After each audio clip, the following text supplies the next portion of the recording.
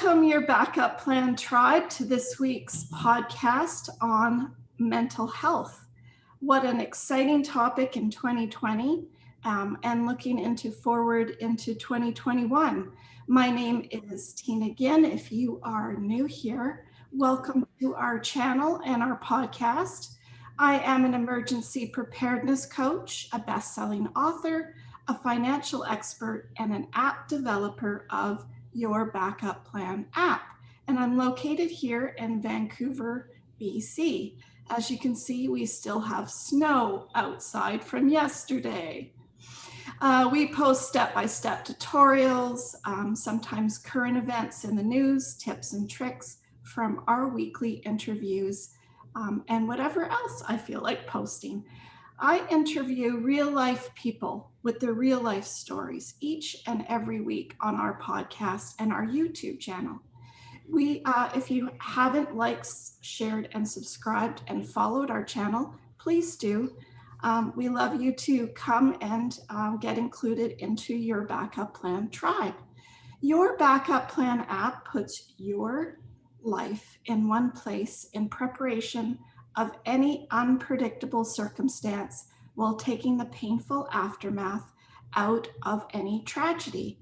And I am super stoked today to have a special, exceptional interview on our podcast this week is THEO Fleury, a Canadian former professional ice hockey player. I have to read this because it's so long. He played for Calgary Flames, Colorado Avalanche, New York Rangers, Chicago Blackhawks, and the NHL. He also did some time over in Tampere of Finland, Belfast Giants of UK's Elite Ice Hockey League, played on Team Canada, and he's a huge advocate for mental health, a motivational speaker, and inspirational speaker now on leadership, teamwork, and resilience. If that isn't a mouthful, I don't know what is. And so welcome. So yes, thank you very much. Appreciate that.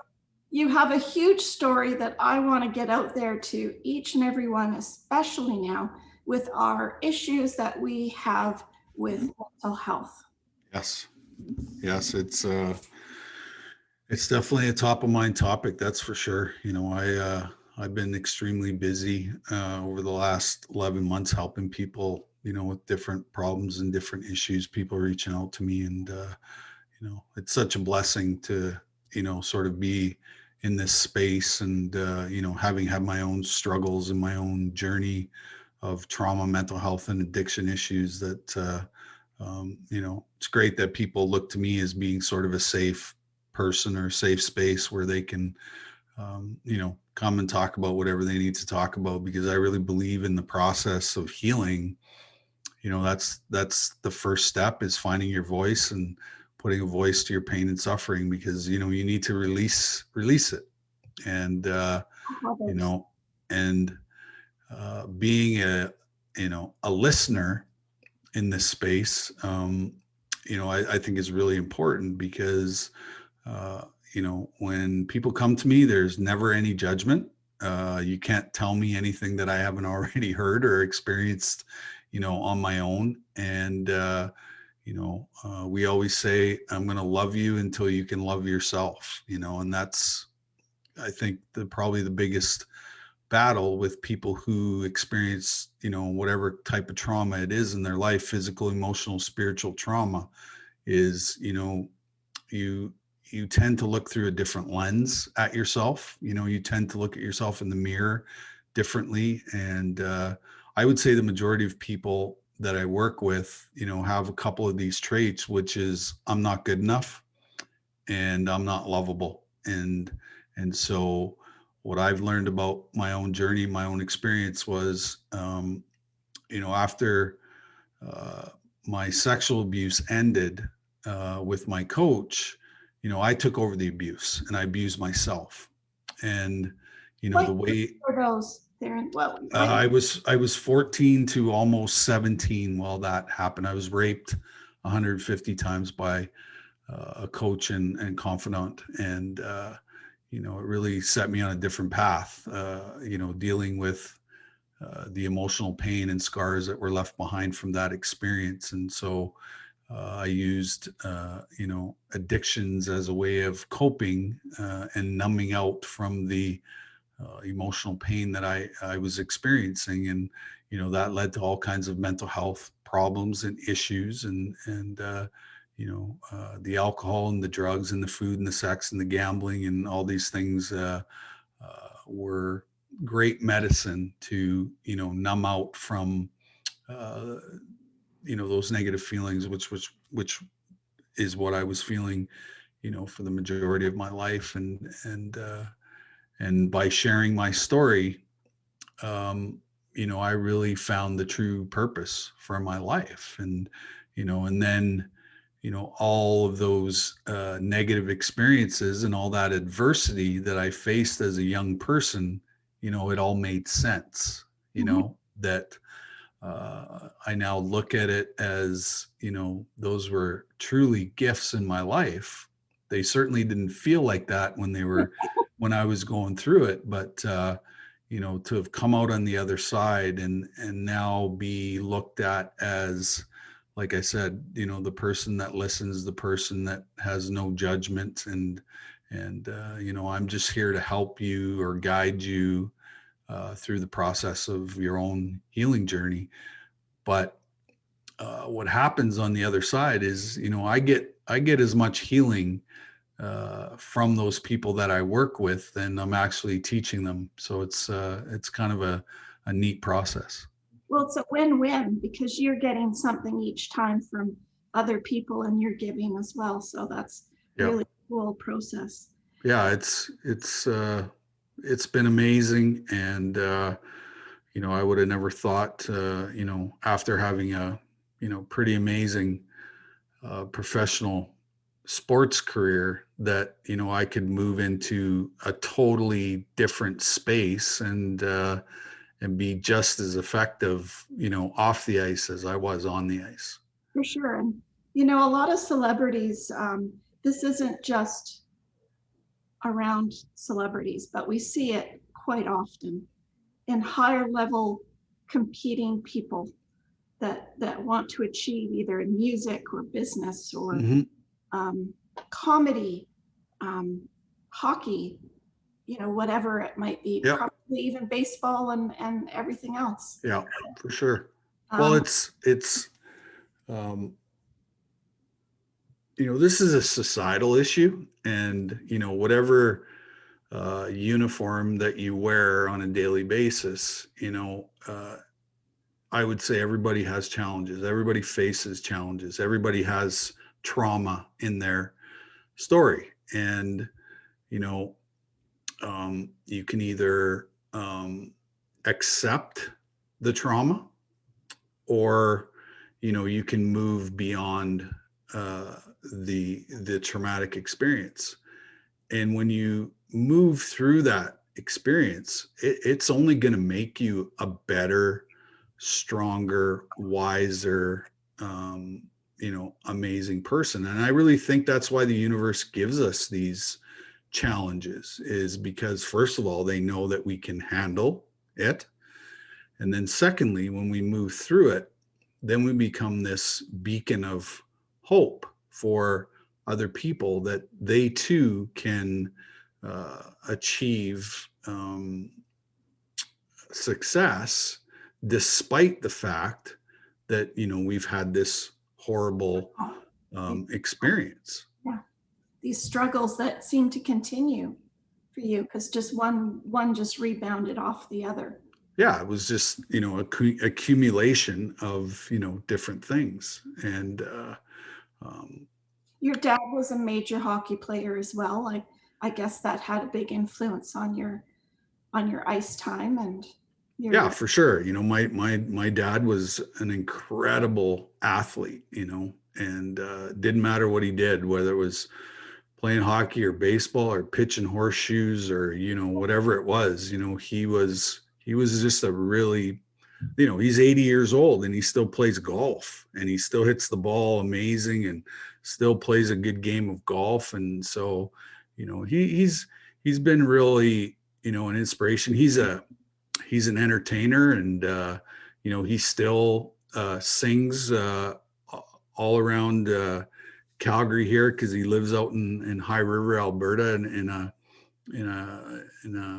a home, and he entertains for the people that he lives with. 2-3 times a week he gets his guitar out and Uh-huh. sings songs and all that too. So he's amazingly talented guy.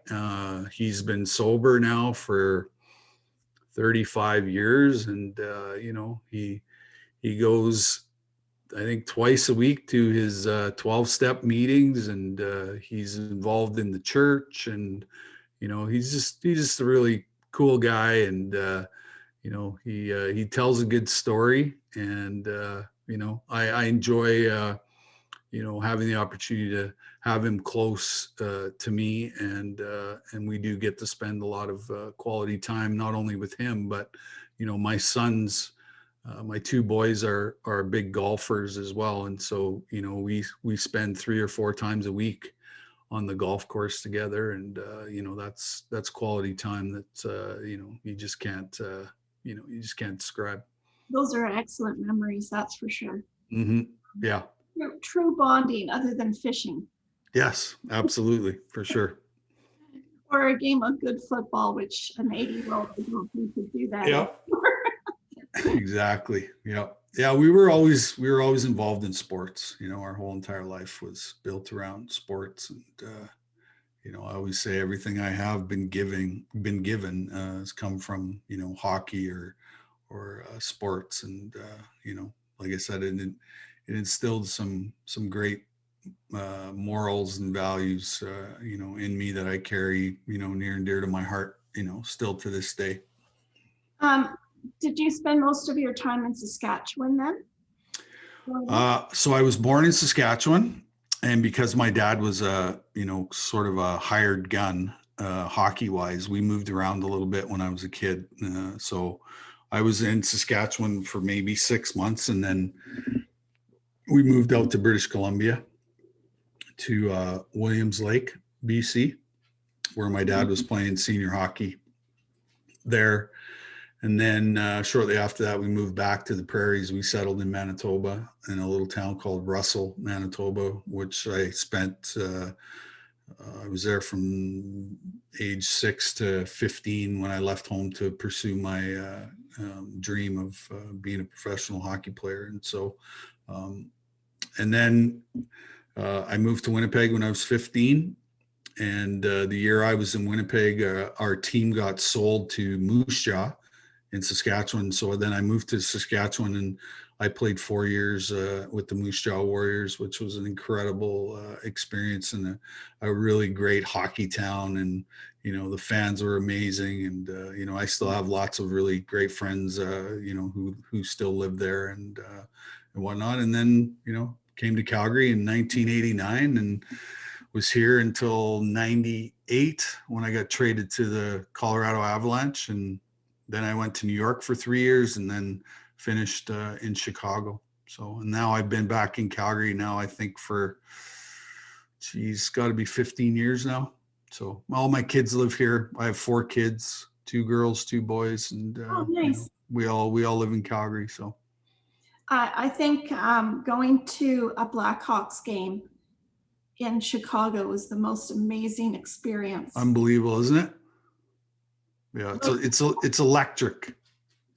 Yeah, especially the anthem is just something I think everybody should experience once in their lifetime. And I don't know if it's the people that generate it, or if it's the lights and music and everything. I don't know. They just know how to do it right. Yeah, I think it's the people. Yeah. Yeah, it truly is. Yeah. See all those Blackhawk jerseys in the, I always say it's absolutely one of my most favorite jerseys that I ever put on was, the Blackhawk was just, it was awesome. Yeah. That was probably a feeling of your success of growing with each team, I'm sure. Yeah, for sure. Yeah. What do you think the team that was your most incredible growth experience? Which team would it have been? Oh, I would say Calgary for sure. I came to Calgary when I was 20 years old, and um, It's like your prime. yeah, exactly. And I came to a very successful team already, and I don't think I could have been mentored by a better group of people, from Lanny McDonald and Jim Poplinski and Tim Hunter and Joe Newendike, and the list just goes on and on and on. And we ended up winning a Stanley Cup with that team, and um, Which is an incredible experience in itself. yeah. I think as a kid, you dream of playing in the NHL. And then once you get to the NHL, then you dream about, winning a Stanley Cup. And, I did those both in the first year that I was in the NHL. And so I probably didn't appreciate it at the time because I was at the beginning of my career, but certainly now, I realize the significance and the importance of what it was like to be a part of that group of people. From the ownership group to the management group to the players to the trainers. Everybody around the team. It was just a incredible, special group of people that got together that had one goal, and we managed to achieve the goal, and now that legacy, lives, for the rest of your life. Yeah. It's Yep. like that special record that you made that hit the top of the charts. Absolutely. I'm a musician too. I'm a singer and a songwriter as well. And so, I really love the process of, taking a thought, an idea, or a word and turning it into something amazing. So, and it's very cathartic too. It's been a huge part of my healing process is to be able to sing, write, and produce music. I think that's where we lack now. Being from myself from Ontario, Quebec, kind of where, music was, you sit around with your grandparents and your relatives, and Yeah. you're playing the violin, and there's the piano, and there's a guitar, and there's spoons. Yeah. Yeah. Yeah. I know. And old buckets used as drums, Yeah. I grew up around that. My family's incredibly musical. My grandpa was the Manitoba fiddling champion, and my dad was a guitar player. Uncle was a guitar player. I had uh, one of my first cousins finished 8th in Canadian Idol one year as a singer, and so it's just and I'm Métis too. So if you know anything about Métis people, like we're incredibly musical, and so the family gatherings were a lot of fun. Well, it's probably because you have that feeling inside. You have that sensitivity, you have that that feeling, and that's probably why it affected you so much, is that sensitivity. I mean, you can't take that away from whether you're a male or a female. Right. Yep, for sure. Yeah, it's DNA and it's genetics, right? Yeah. So What special people do you think, if you were to name a few, I'm sure you had many special people in your life that really changed, helped you? Because I know, I don't know a lot personally about Justin Bieber, but let's right. use as an Yeah. example. Mm-hmm. We all know that he's struggled, Yeah.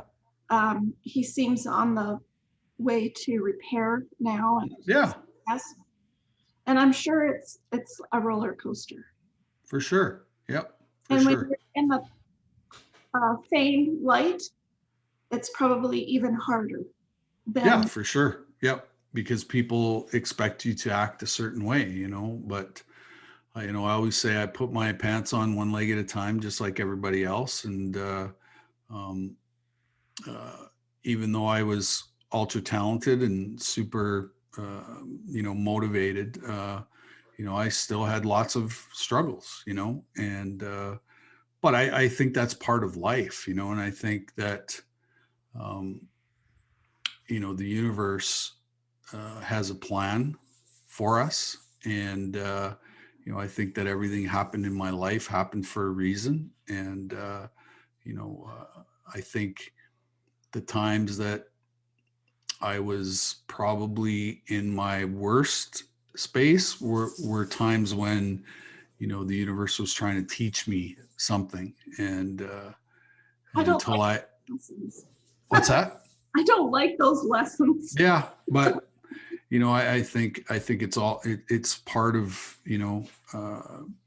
being in this body, and living on this planet is that, um, you're going to face struggles, you're going to face adversity. And if you can somehow find a way to take something negative and turn it into something positive, I think that's the lesson is, and the inspiration and the hope that which you provide to other people. And but yeah, there was lots of amazing people in my life that helped me along the way.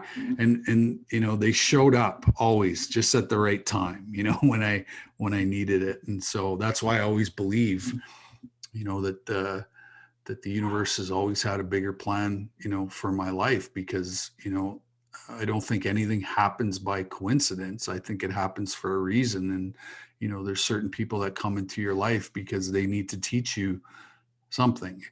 And yeah, so, from a very young age, I grew up in a small town, with, some incredible people, that always made sure that I was sort of towing the line. And it was about respect. It was about respect. Unfortunately, we live in a world today where I think we've lost respect for one another. These stupid cell phones have sort of taught us that we can be anonymous, and these kind of things. But yeah, and then certain coaches along the way, certain teammates along the way. But now that that I don't play hockey anymore, I meet a lot of people in the field of experts in the field of trauma and mental health and addiction and neuroscientists and all these amazing, brilliant, smart people. And I've always been kind of a curious guy. I like to learn, and these people have really taught me a lot of stuff that make me a better facilitator, make me a better coach, make me a better person. All these things, because You when learn you learn, when you learn, you understand things more, and you figure out why you do the things that you do. And most times it's because you're in pain, some yes, kind of pain, some kind of pain. and we can usually hide that pain really well. Oh yeah, we wear lipstick very well. All of us wear lipstick really well, and the process is getting the outsides to match the insides, because a lot of times the insides don't match the outsides, and so we present ourselves, as together, and everything's okay. Um, but yeah, like I said, everybody goes through struggle, and I'm seeing it a lot more now that we've sort of been isolated for the last 11 months, that people are starting to unravel with you know uh, you can't be around your tribe, you can't be around your community, you can't spend time with the people that you usually spend time with, because you're afraid, and all that stuff. So yeah, it's been challenging for sure, but I think we're going to come out of this more resilient. We're going to come out of this more organized. I think we probably understand what our true priorities are moving forward, because before this happened, we lived in sort of a real materialistic world where, we're trying to acquire things instead of trying to acquire, relationships, which I believe is, the most important thing, and the reason why we're all sort of on the planet. And so, And we I do think, everything now. yeah, Now. yeah, it's, we're instant gratification junkies, so. Yeah, But I think this has really taught us to slow down, take a look, prioritize what's important, what matters, all that kind of stuff. So I think that good always comes out of struggle and knowledge. I think we're going to be way smarter, and absolutely. yeah. So And I think, I mean, I haven't been in the professional sports, but I've been involved in sports most of my life. And I think that by taking all these sports away from the kids and adults right now, it's probably the hardest thing, because everybody needs that team. They need the competition. They need all of that Yeah. sort of stuff that you get with it. Yeah. Well, Mm. that's soul food, right? That kind of stuff fills your soul, and you know, it gives you somewhere to belong. Of course. Uh, it gives you a place to be held accountable. It gives you a place to learn, all these things. And so, um, we've had a lesson but I think it's really given us an opportunity to look at ourselves, Yeah. and and a lot of us, I know from my own experience, I didn't want to look at myself for a long time, because of all the shame and the guilt and all those things Hide. yeah, that I hid, right. And um, when I told my story, obviously that all changed, immediately. And I ran into a group of people who, had the same experience as I did, and we're all looking for healing. We're all looking for, a different way of doing life, and yeah, like I said, it's been, well, I know for a fact it's been the most rewarding thing that I've done. And I would trade all of my trophies and all of my accomplishments, to save somebody's life, and I think that's the real reason I was put on this earth. And another thing I always tell people is, if you have trauma in your life, you're one of the healers on the planet. Yeah. You know, you truly are, and you need to embrace it and realize, there's a reason why you went through what you went through, because there's somebody else down the road that when you tell them your story, they're going to connect to your story and they're going to be inspired, and it's going to inspire them to join you on this journey. And I say I'm in the world of collecting people. That's what I do, is I collect people. Do you think that there's any difference between physical abuse or mental abuse? No, no, no. It's You just know, outer scars that Yeah, you for see. sure. Well, they're inner scars because they leave emotional pain and suffering, right? Any adversity that you face is going to leave you with some emotional scars. And, because we grew up in the suck it up era, now we're seeing all of these people have, all of these issues with mental illness and addiction issues, and all that is because we haven't created a safe space in society where people can talk about their traumatic experiences, because they're afraid of being judged, they're afraid of being ostracized, they're afraid of not being believed, all of these things. And so, you know, uh, mental illness and suicide is now at epidemic proportions. Like, it's even a bigger epidemic than COVID is, right? Even And I for really believe it's because, we talk about systemic racism. I would even take it to another level and say, this is all about systemic trauma that's happened over 2020 years.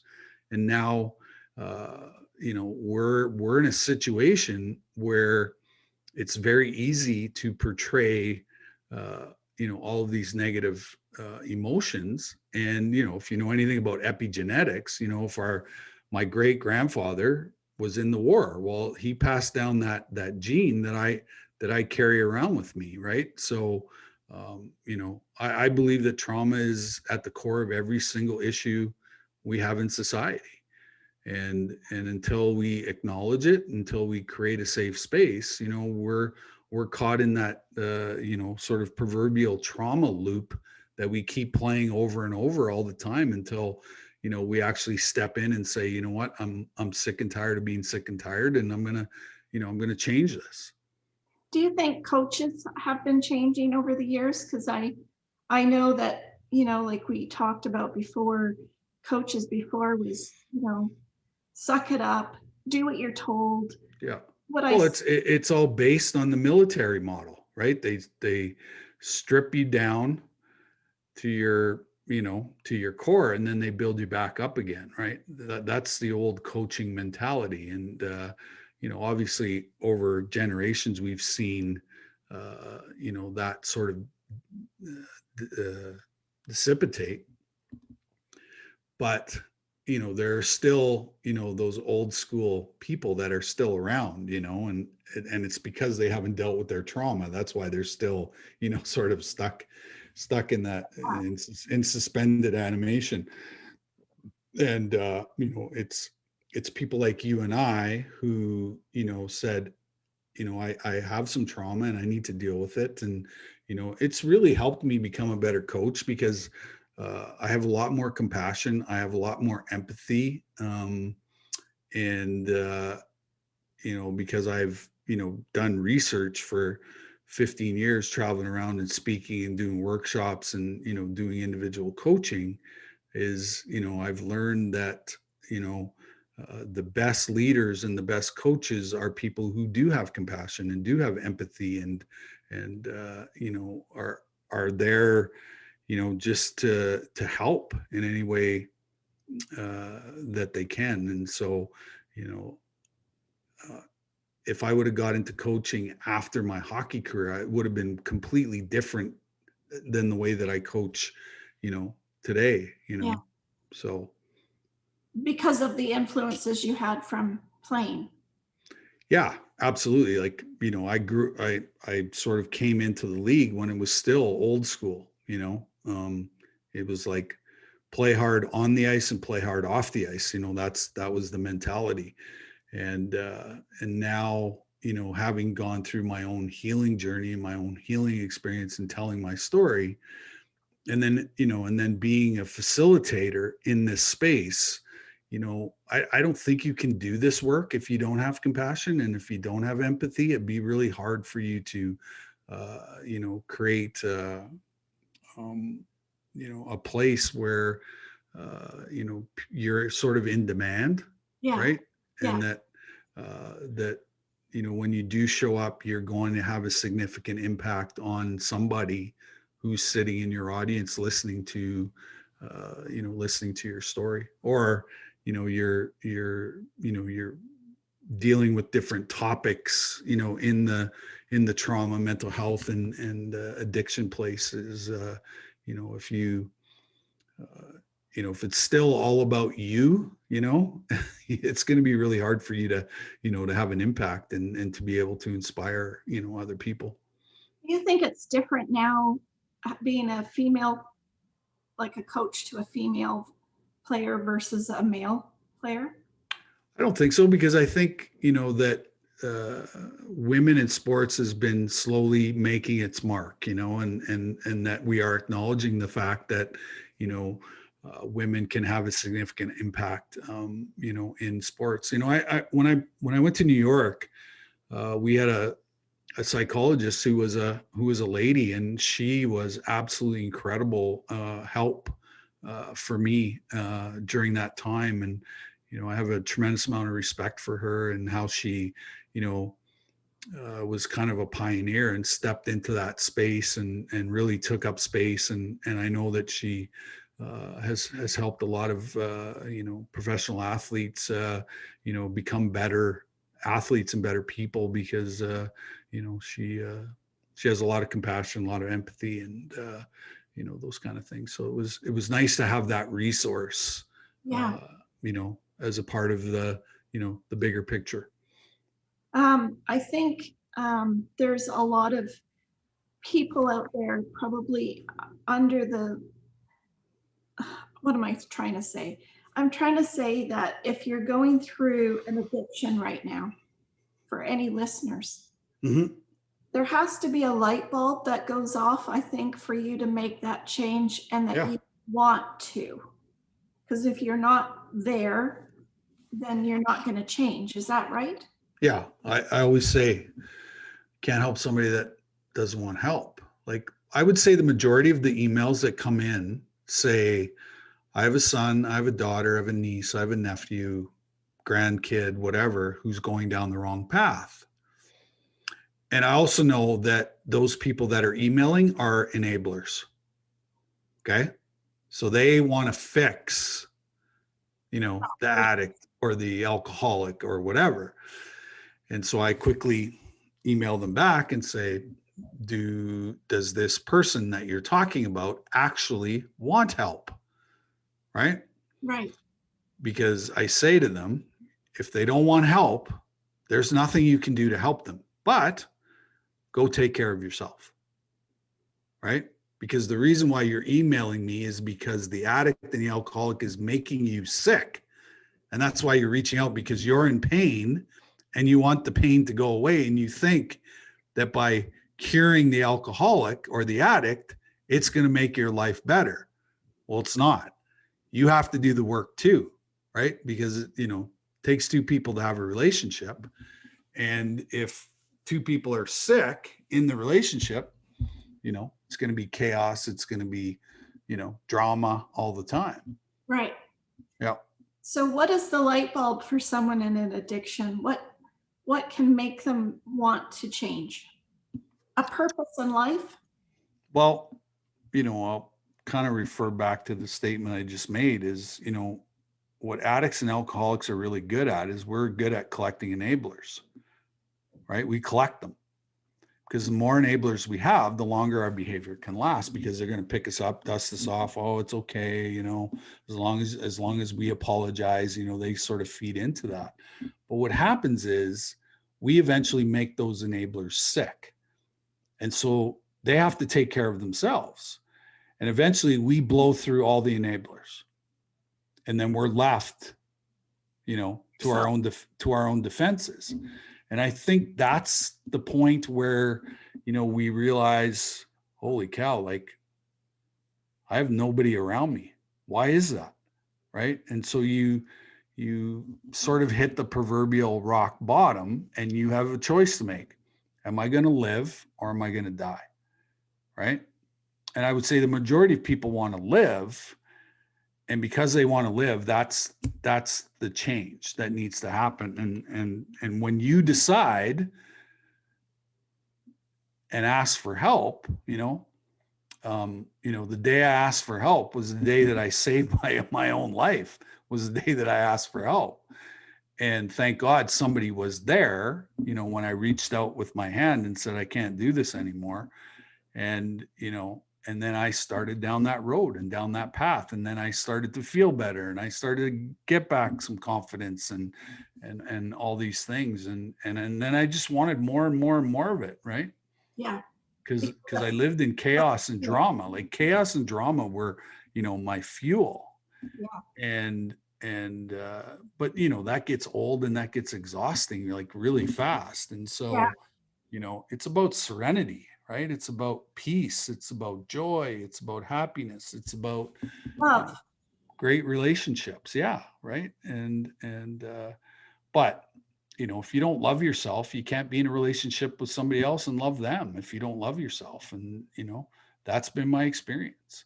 The women that have been in my life have loved me unconditionally, but because I couldn't love myself, they got frustrated and, it caused them a lot of pain and suffering because, the last person to see their life going down the drain is yours truly. Right.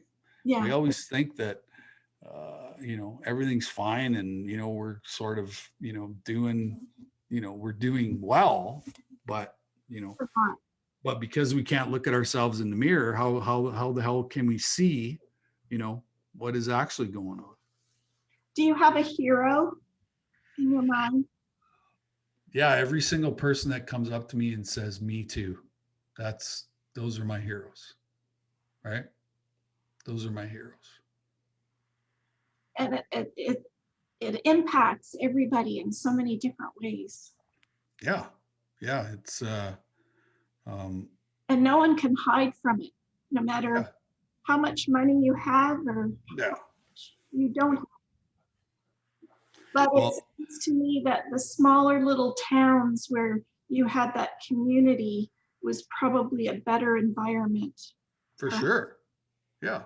Yeah. Because everybody was just hardworking people, right? Trying to maintain what they already had. They weren't trying to get more. They were just maintaining, what they already had. And, I always say, he who dies with the most toys still dies. Right. So, um, to me, it's all about relationships. Right. And I think that's really the key to healing is finding those healthy relationships, that don't cause you any more trauma, right? yeah, you know, I call myself an expert in the field of relational trauma because all of my trauma happened in relationship. Well, how am I going to heal? Well, I'm going to heal in relationship, healthy, compassionate, empathetic, relationships. but it's hard when you're in that whirlwind to get out of that For rolling sure. ball. Yeah. Yeah. It takes And a very strong person. right. And because you're completely numbed out, it's very hard for you to focus on anything but how the hell am I going to get more numbed out because I'm in so much pain. And ultimately, that's what addiction is. I hate the word addiction because it has so much shame attached to it. I call it emotional pain management. That's what ultimately it is I don't like the way that I feel and I need an outside chemical or action that's going to numb out, all this pain. But eventually, you get to that place where, geez, am I going to live or am I going to die? Right. Because living in that amount of stress and anxiety and all that, your body's going to break down physically and it's going to cause you to be physically sick and you're going to develop cancer and diabetes and all these, things because, those kind of parasites love to live in acidic bodies, right? And the more stressed out we are, the more likely it is we're going to contract, one of these things. Yeah, the negativity, that whole Yeah. Yep. kind of planning do you think that people should be really looking at in their life? Because you did a lot of planning in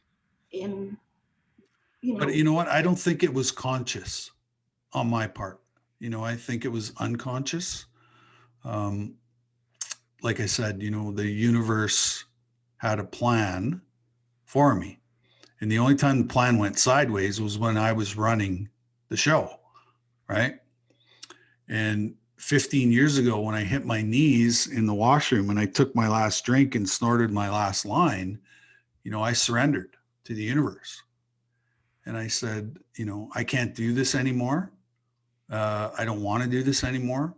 I don't want to be in control. And, I just want you to run my life. And please, keep it, relatively uh, um, less traumatic than the first part, and since I made that choice, made that decision, I've been sober 15 years and I've been granted so many gifts, because of it. And I live in a 24-hour space. That's where I live, right? Because they say if you think about the past, that's depression. If you think about the future, that's anxiety. And so, it's kind of a Buddhist kind of philosophy, but it's about living in the moment, right? Which is really hard for all of us to do. I certainly haven't perfected it, but there are moments of pure joy and bliss and all those things. So that means that I'm capable of having longer periods of that type of stuff. But if you look at my trauma history, I know why I have trouble staying in that space for long periods of time.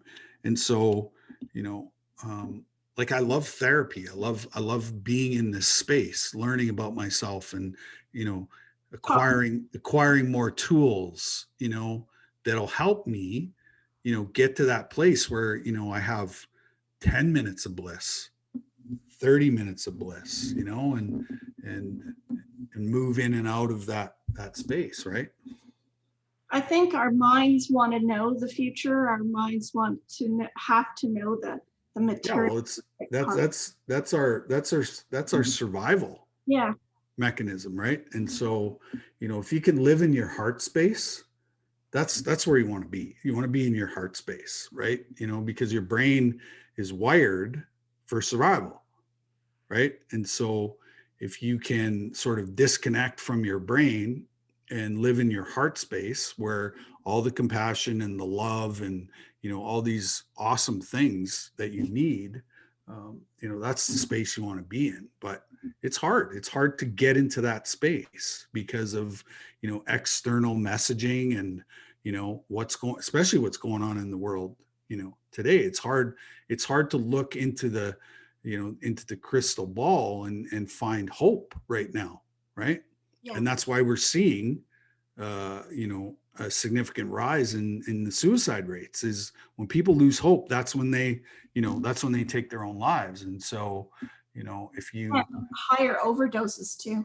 yeah, absolutely, for sure. We've had more opioid deaths and suicides than we've had COVID deaths, right? Which tells you, this is difficult, and if you're struggling, you're in the majority, not the minority, right? Do you think your emails are up right now this year? Crazy. Yeah. And private messaging all day long on social media, people reaching out, and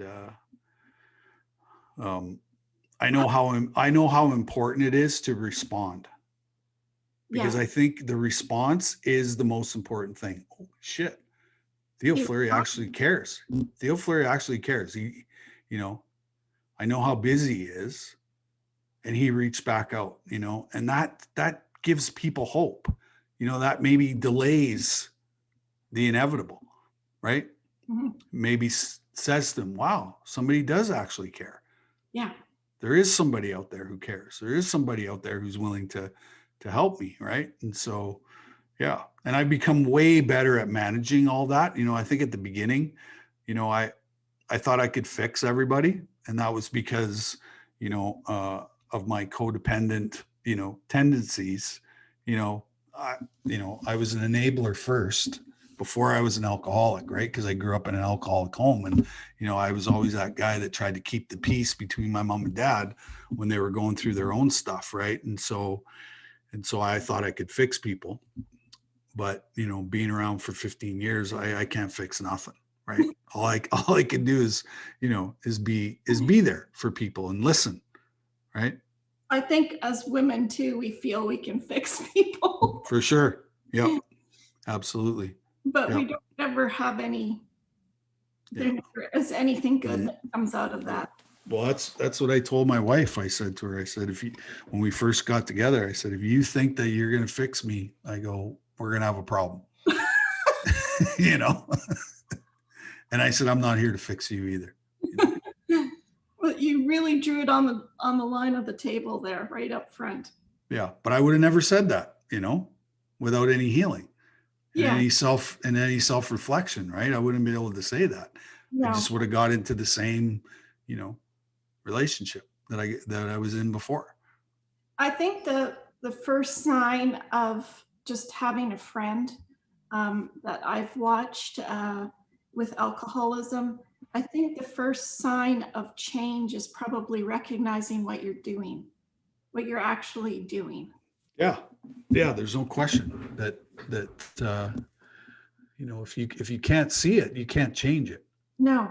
Right. So, we tend to get into, this tunnel, and we don't know that there's more out there. Right. Yeah. So, Quite a and hanging around with spiritual teachers and spiritual healers, has really sort of opened my eyes to, that there's more what, out there yeah, what, that there's more out there, but there's also, I need to look inside first, you know. and listen with your heart. Yeah. Live in your heart space. Yeah, Right. Yeah. absolutely. Well, I could probably go on forever. For sure. I don't think we could probably last all day on a TV show, to be honest, For sure. talking about these stories. Because I can feel your energy. I can feel your passion and love to change. Do you think you're going to create a bigger space for helping people, like um, not a home, but a place where people can Yep. go to? Yeah, that's the 40,000 foot view, right? So what that looks like, I don't know yet, but we've definitely set the intention out there. So we'll see what it comes back as, right? Because thoughts become things. I just feel that. I just feel that with you, that Hmm. you could be helping more people than just the text message and the email. Yes, for sure. Yep, for sure. And we've built some platforms on the internet as well. I have a program called Trauma Transformation, which is a 6-week course, to help people get into healing. How to tell your story, who to tell it to, how to heal physically, emotionally, spiritually, right? I Those think kind of things. when we're going through trauma, we somehow want to keep it a secret, and I'm not sure why. Yeah. Well, we're only as sick as our secrets, right? So, and I was carrying a secret around for a long time, and I was sick physically, emotionally, spiritually, right? So, So when we're dating, do you think the first question we should ask the other person is, do you have any secrets? yeah, I think so. Why not? Lay it all out, Yeah. right? But I do know that we meet in the unconscious world first, right? Because we have this aura, and in a millisecond we can pick out all the things that we like, and then all the things that we can get away with, right? And that's that attraction, that initial attraction. That's true. That's very true. Mm-hmm. Well, thank you so much for coming out today. And I hope that people and our listeners can absolutely get something from this. Yeah, I hope so too. I'm sure that there is, whether it's sports or business. I know all our ethical sports training is set you up for business. Yeah, no question. It, Absolutely. it's For hard sure. work, it's training, it's confidence, it's compassion, and you have all of Well, those. and it's also willing to be coached, right? And grow and grow. Yeah. Yeah, absolutely. So, Yeah. yeah. So thank you for coming out and having our listeners. We'll make sure all the description of all of your information is down below. Appreciate it. And I'm looking forward to setting new goals for 2021, just like you. Absolutely. For sure. And helping those people around us. You heal in one aspect, and I heal people getting better prepared Yeah. in other aspects. So Absolutely. Kind of cool. For sure. Yeah, it's awesome journey, man. Life's a trip. Yes. Yes, Yep. it sure And is. I always love that line from Forrest Gump. Life is like a box of chocolates. You never know what you're gonna get, right? So It's actually so true. yeah, exactly, for sure. As sad as that statement is. Mm-hmm. Yep, for sure. So thank you, listeners. I know it was inspirational and motivational, and I'd have you come back as many times as we can to For sure.